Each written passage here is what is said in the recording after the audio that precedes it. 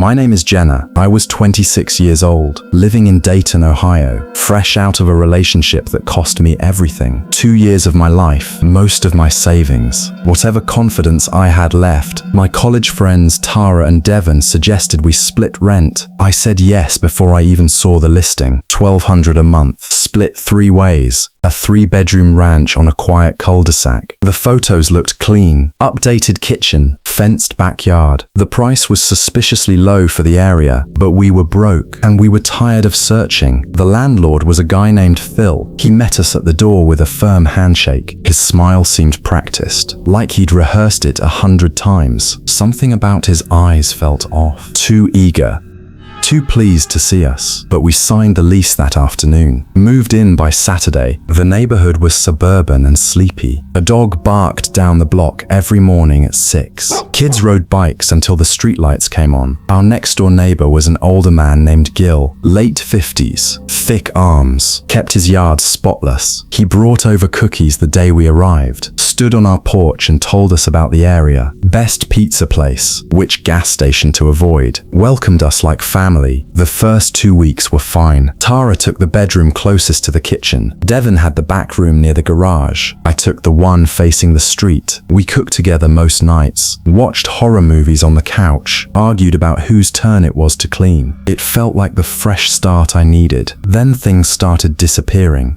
Small stuff at first. A phone charger from the counter, wireless earbuds Devon left on the table, loose change from the bowl near the door. We blamed each other, laughed about it. Devon accused Tara of stealing his protein bars. Tara accused me of borrowing her hairdryer. Normal roommate friction, nothing alarming. I texted Phil about changing the locks. He took 2 days to respond. "Those locks are fine," he wrote. "The house has never had a break-in." That was a strange thing to guarantee. Week 3 changed everything. I came home from work on a Tuesday evening. Rain was hammering the roof. Thunder cracked behind the hills. Water pooled on the front steps. I unlocked the door and stepped inside.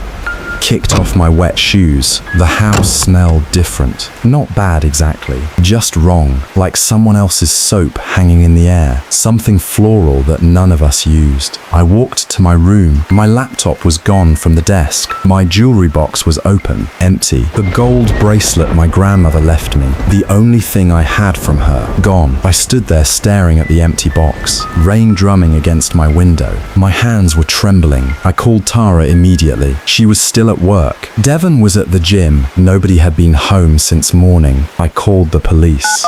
2 officers walked through the house, checked every door and window. No signs of forced entry, no broken glass, no tool marks on the deadbolt. The officer shrugged. "Check with your roommates," he said. That stung. 0 evidence anyone had broken in. The next week it happened to Devon. His entire room was cleaned out. Gaming console, monitor, headphones, $300 from his desk drawer. Again, no sign of entry. A different officer came this time, more thorough, asked about spare keys and prior tenants, but without evidence she couldn't do much. "Install cameras," she said. I called Phil about changing the locks. "These old houses do funny things," he said. He never changed them. Tara started sleeping with a knife under her pillow. Devon installed a deadbolt on his bedroom door. I carried my valuables to work in my bag. Every morning, like a ritual, we stopped trusting each other, stopped eating together, stopped talking much at all. The house was rotting from the inside. Then I talked to Linda. She lived across the street. Retired teacher. She was walking her dog one evening. I flagged her down, mentioned the break-ins casually. Her face changed immediately. The friendliness drained right out of it. She looked at the house behind me. "I probably shouldn't tell you this," she said. "The couple before you had the same problem." I felt my stomach tighten, and the family before them, and the 2 girls before that. 5 tenants in 4 years. All of them robbed, all of them left. My stomach dropped. A car drove past slowly, headlights washing over us, then gone. I asked if anyone had been caught. She shook her head. Police never found a thing. I thanked her and walked back to the house. My hands were ice cold despite the warm evening. I sat on my bed and stared at the wall. Tara asked if I was okay. I said yes, I lied. The next morning I ordered 3 wireless cameras. Small, battery-powered, motion-activated. I hid one in the living room behind books, one in the hallway above the coat rack, one in the kitchen pointed at the pantry. I told nobody. On the 3rd night I woke at 4 in the morning. A dog was barking outside. Not the usual morning bark. Aggressive, frantic. Then it stopped mid-bark. The silence that followed was heavy. I checked my phone. The camera app showed a motion alert. Kitchen, timestamp 4:20 a.m. I opened the footage. The kitchen was dark. Nothing moved for a few seconds. Then the back wall of the pantry shifted. A panel slid sideways. Slowly, a man stepped through the opening. He didn't use a flashlight. He moved like he'd memorized every inch, didn't touch a wall, didn't bump the table. He walked to the hallway, stopped outside Tara's bedroom door. His hand hovered near the handle. He stood there. Almost a full minute, perfectly still. Then he turned the handle and went inside. I couldn't breathe. I threw my covers off and ran, flung Tara's door open. She was asleep. The room was empty. I shook her awake, showed her the footage on my phone. Her hands covered her mouth. She didn't make a sound. Devon called the police. 3 cars this time. We showed the footage. An officer went into the pantry with a flashlight. Behind the bottom shelf was a false panel. Hinged. It swung inward. Behind it was a narrow corridor between the walls. It ran through the shared foundation, under the property line, into the garage of the house next door. Gil's house. Officers went next door, found Gil sitting in his recliner, television on, volume low, a glass of water on the side table, calm, like nothing was wrong. In his basement they found everything, not just our belongings, every tenant's stolen property. 5 years of theft, boxes labeled by household name and year. But it wasn't just valuables, hairbrushes with strands still in them, worn clothing sealed in labeled bags, photographs taken from our frames, Tara's journal from her nightstand, a baby shoe from the family with small kids. The passage was built into the original blueprints. Gil designed both houses in the 90s. He was a contractor. The panel was his work. Every new tenant Phil brought in gave Gil access. Silent access. Any night he wanted. Phil knew the rent was low on purpose. Keep tenants rotating. Fresh targets every few months. When people reported thefts, he said the same thing. These old houses do funny things. He was getting a cut all along. Gil was arrested that night. Phil 2 days later at his office. We moved out the next morning before sunrise. Took nothing except what we could carry. I still think about that footage. Not the stealing, not the passage. The moment he stood outside Tara's door, hand near the handle, not moving, not breathing, standing in absolute darkness, deciding. Linda told me 5 tenants in 4 years, all robbed, all gone. None of them checked the pantry wall. We got lucky. I believe one night he would have stopped deciding, and no locked door would have saved us. My name is Dana. I'm 38 years old. I live in Raleigh, North Carolina. My husband Craig works the night shift at a warehouse. He leaves around 10 every evening, gets home near 6 in the morning. Married 11 years. After he leaves, the house goes silent. Just the furnace clicking on and off, and the stairs creaking as they settle. I've always been a light sleeper. Craig jokes that a cat on the porch wakes me. 3 months ago, I tore a ligament in my knee. Surgery at Duke. 6 weeks of recovery. The painkillers made my head foggy. I'd lose hours on that couch. That fog matters because it made me doubt everything that followed. 3 weeks ago on a Wednesday, I went to bed. Around 11. Craig had left an hour earlier. He always exits through the garage. The garage door has a sensor that sticks. Doesn't always close all the way. Craig keeps saying he'll fix it. He never does. Rain tapped against the bedroom window, light and steady. I fell asleep fast. Sometime later I woke. Not fully. That place between sleep and consciousness. Your body knows something, but your brain hasn't caught up. The mattress shifted, weight pressing down on Craig's side. The covers pulled gently aside, warmth settling beside me. I thought Craig had come home early. It happens sometimes on slow nights. I mumbled something, reached toward the warmth, fell back asleep. My alarm went off at 6:30. The bed was empty. Craig's truck was in the driveway. He was down downstairs making coffee. I kissed him on the cheek. "What time did you get home?" I asked. 20 minutes ago, he said. I stopped. "You didn't come to bed earlier?" "No." "Around 2 or 3? He looked at me over his mug. "I was at the warehouse all night, clocked out at 5:45. My skin went cold. I told him what I felt. The weight, the warmth, the mattress dipping. He put down his coffee. "The painkillers do that," he said gently. I wanted to believe him. Almost did. The next few nights nothing happened. I lay awake past midnight, listening to every sound. The furnace humming, a car passing on the wet street, a neighbor's dog barking twice then going quiet. Saturday night I fell asleep around midnight. The rain had stopped. The house was dead silent. It happened again. The mattress dipped. The covers shifted. A body settled in beside me. This time I was more awake. I could hear breathing, slow and steady, close to my neck, warm on my skin. I didn't move. My heart hammered against my ribs.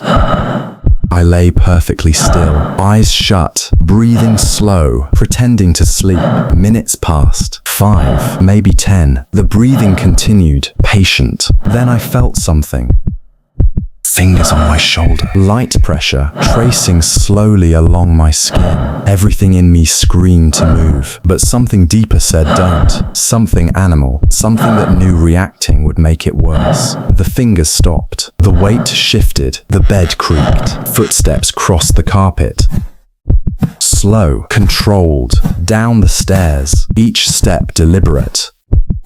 Like someone counting them. The back door clicked open, clicked shut. Silence.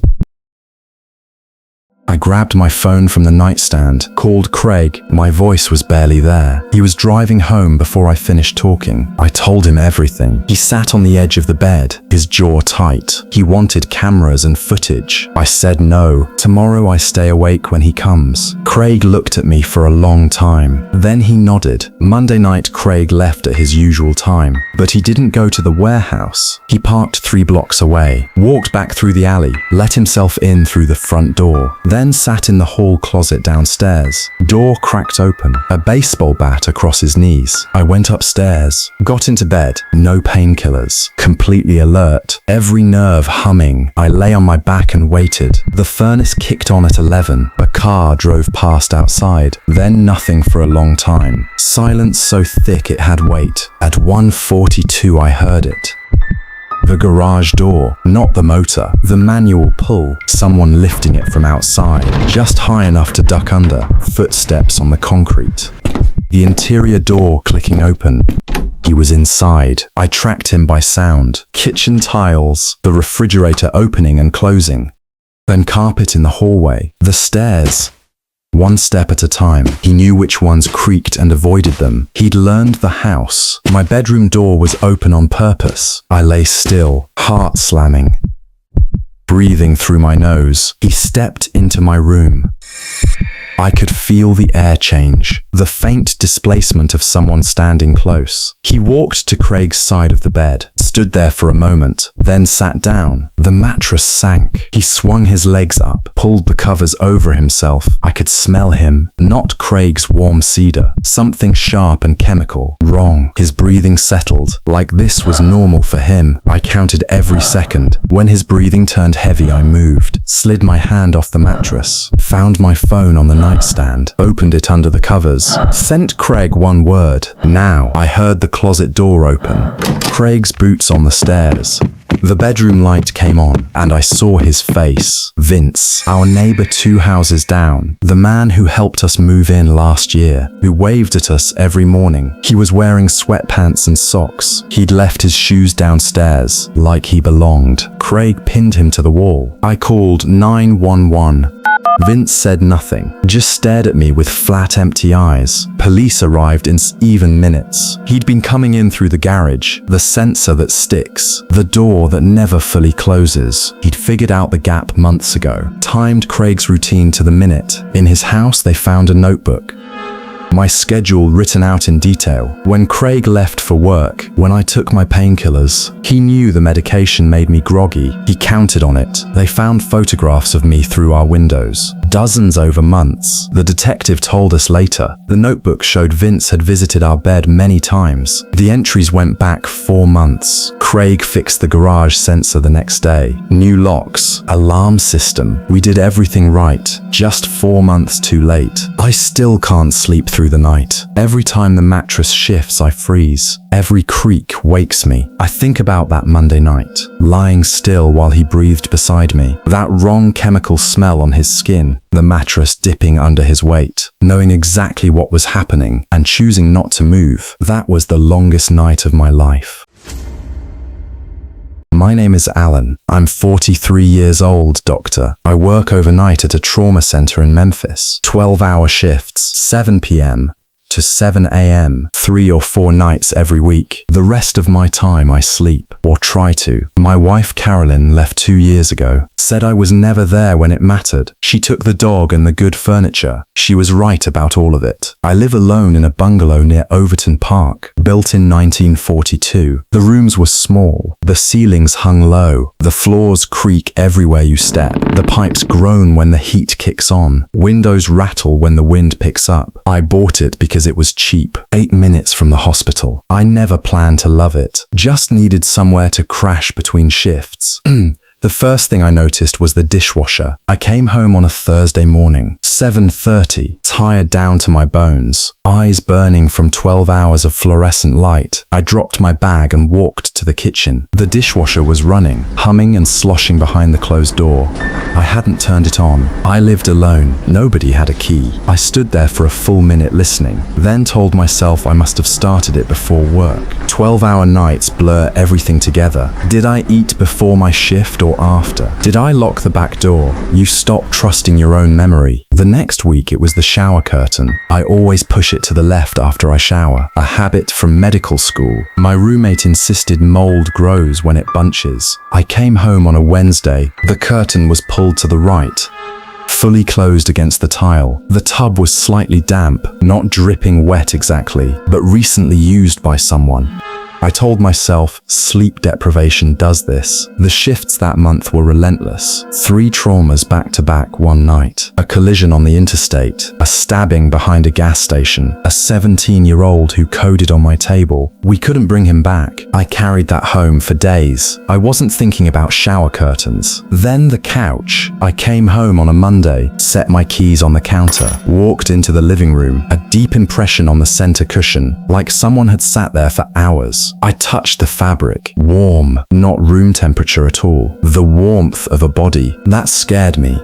But I forced myself to rationalize. I checked every window, all locked. The front door was locked, back door locked and chained. One window in the spare bedroom, painted shut by a previous owner. I never used that room, full of boxes from the divorce. I checked the window, closed. Paint along the edges looked solid. I let it go. 2 more weeks of the same. Food disappearing faster than it should. A soup can in the recycling I didn't open. A glass in the sink I never used. Toilet seat up. I always leave it down. And a smell some mornings. Not my soap. Cedar or sandalwood. Something I would never buy. It was strongest in the hallway near the spare room. I'd stand there in the morning light sniffing the air, wondering if I was losing my mind. I called my doctor, told her about the memory gaps. She ran blood work. Everything came back normal. She told me to take time off. I didn't take her advice. Instead, I went to a hardware store, bought 3 wireless cameras, small enough to hide anywhere, all of them motion activated. One in the living room on the bookshelf, aimed at the couch, one in the kitchen behind the toaster, one in the hallway facing the spare bedroom. Tested them from my phone. Clear picture even in darkness. Good audio from every angle. Then I went to work. Next morning I sat in the hospital parking lot, engine off in the parking lot. I pulled up the camera app. My hands shook before I pressed play. The kitchen camera triggered at 11. The kitchen was pitch dark, only the refrigerator humming softly, a car engine outside starting then fading. Then a sound from the hallway, a window sliding open. 2 minutes of nothing. Then a figure in the kitchen doorway, a man. walking in calmly, no rush in his movements. He opened the refrigerator like it was his own, took out leftover pasta, sat at my table, ate my food with my fork off my plate. Mid-30s, average height, average build, grey sweatpants and a faded t-shirt, barefoot, comfortable, like he'd done this 100 times. After eating, he washed the plate, dried it with a towel on the oven handle, put it back in the cabinet, back in the exact same spot. Then he walked to the living room, sat on my couch, turned on the television, volume barely above a whisper, watched for almost 2 hours, feet on the coffee table. At 1:50 he stood, stretched, walked to the bathroom. The audio caught the shower running. 20 minutes. He came back out, past the hallway camera, his hair still damp from the shower, my towel draped over his shoulders, walked toward my bedroom. He got into my bed, set an alarm on his phone, pulled the covers up, went to sleep on my pillow. He left at 6:15, 45 minutes before my shift ended, out through the spare bedroom window. He'd carved the paint seal from inside, thin cuts, invisible from outside. The window slid open freely. He'd been using it for weeks. I watched the footage 3 times, sitting in my car, hands trembling, but the worst footage was from the night before. My night off, the night I was home sleeping. Kitchen camera showed him enter at 11:50, the exact same routine as before, the same calm, unhurried walk. He reached the kitchen, then stopped. He saw my shoes by the front door, my bag in the hallway. He knew I was home. He stood in the kitchen for 4 minutes. The timestamp confirmed it. Not moving, not leaving, standing in total darkness, deciding. Then he walked toward the hallway, past the camera, toward my bedroom. He turned my door handle slowly, pushed it open, stepped inside. I was asleep 3 feet away. He stood at the foot of my bed for 11 minutes, not moving, not touching anything. Just standing there, watching me breathe. 11 minutes. Then he turned, walked out, closed the door behind him, left through the window. I never heard a thing. I called the police, showed them every second of footage on my phone. They set up surveillance on the house, arrested him 2 nights later at the window. His name was Dale, 34, lived 4 blocks away in a basement studio. No criminal record, no connection to me whatsoever. There was no reason for any of it. When they asked him why, he said something I hear every night before I fall asleep. I wanted to live somewhere that felt like someone else's life. 2 months he'd been doing this. Every single night I worked. My shower, my food, my bed, shirts from my closet, socks from my drawer, my television, my couch, living my life while I was saving other people's lives. While I was standing in a trauma bay at 3 a.m., he was sleeping in my sheets. In his apartment they found a drawer dedicated entirely to me. A coffee mug with the hospital logo from my cabinet. A photograph of Carolyn and me from the mantle. My reading glasses I thought I'd lost. A prescription bottle with my name on the label. He'd been refilling it at a different pharmacy. Taking the same medication I take, same dosage, same schedule. Every window now has iron bars. New locks. Alarm with a 6-digit code. Bedroom door bolted shut every night. Cameras checked every single morning. But the footage I keep watching is those 11 minutes. Me on my back, eyes closed. Him at the foot of the bed, motionless, silent, watching. How many nights before I had cameras? How many times did he stand there and I never once opened my eyes?